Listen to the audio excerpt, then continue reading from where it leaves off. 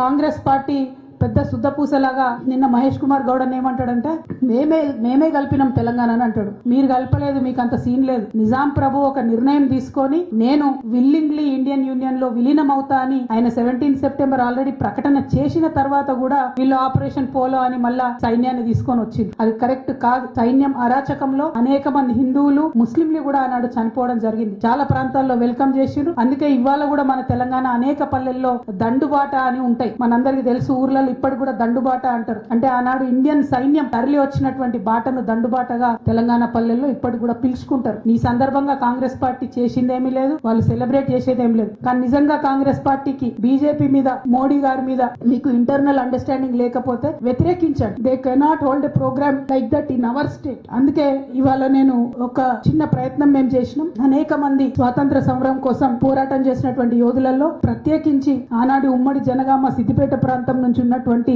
MK Moinuddin గారిని వారిని ఈ రోజు ఇన్వైట్ చేయడం జరిగింది. వారికి 99 సంవత్సరాల వయసు. వారు ఆనాడు పెద్ద పెద్ద నాయకులతో కలిసి నిజాం ప్రభుత్వానికి వ్యతిరేకంగా, ప్రజలను అరాచకంగా గురి చేస్తున్నటువంటి దొరలకు వ్యతిరేకంగా, భూస్వాములకు వ్యతిరేకంగా పోరాటం చేసినటువంటి పోరాట యోధుడు. ఇంకా గర్వంగా నేను చెప్పేది ఏంటంటే వారి పోరాటానికి ఆనాడు కేసీఆర్ గారి తండ్రి మా తాత రాఘవరావు గారు ప్రత్యక్షంగా వారికి సహకారం అందించినటువంటి విషయాన్ని కూడా వారు పదే పదే గుర్తు చేసుకోవడం జరుగుతా ఉన్నది.